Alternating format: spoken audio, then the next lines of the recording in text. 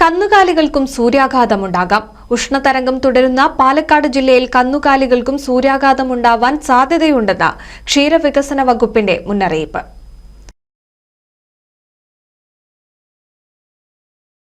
കാലികൾക്ക് കിതപ്പ്, തളർച്ച, അമിതമായി ഉമിനീർ ഒലിക്കുക, പുല്ലും വൈക്കോലും തിന്നുന്നതിന് മടി എന്നിവ സൂര്യാഘാതത്തിന്റെ ലക്ഷണങ്ങളാകാം. ഇവ കണ്ടാൽ അടിയന്തരമായി മൃഗാശുപത്രിയുമായി ബന്ധപ്പെടണം. കനത്ത ചൂട് മൃഗങ്ങളുടെ ദഹനവ്യവസ്ഥയെയും പാലുൽപാദനത്തെയും പ്രതികൂലമായി ബാധിക്കും. കടുത്ത ചൂടിൽ കിതച്ചും അണച്ചും പശുക്കൾ തളരും, തീറ്റയെടുക്കുന്നത് കുറയും. ഇത് ഒഴിവാക്കാനായി തൊഴുത്തിൽ നല്ല വായുസഞ്ചാരം ഉറപ്പാക്കണം. തൊഴുത്തിന്റെ വശങ്ങളിൽ ഫാൻ സ്ഥാപിക്കുന്നത് ഉചിതമാണ്. ശരീരത്തിലുണ്ടാകുന്ന ചൂട് കുറയുന്നതിനായി കാലിത്തീറ്റയും വൈക്കോലും നൽകുന്നത് ചൂട് കുറഞ്ഞ സമയങ്ങളിലാക്കി ക്രമീകരിക്കണമെന്നും പറയുന്നു.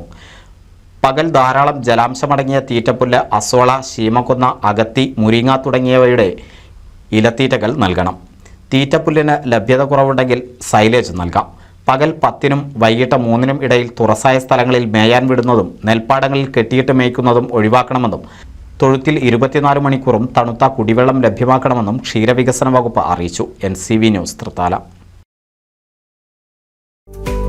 കേരളത്തിലെ number 1 broadband cable TV network കമ്പനിയായ കേരള വിഷൻ ഇന്ന് ഇന്ത്യയിലെ ആദ്യ 10 ബ്രോഡ്ബാൻഡ് കേബിൾ TV സേവനദാതാക്കളുടെ പട്ടികയിൽ ഇടം നേടിയിരിക്കുന്നു.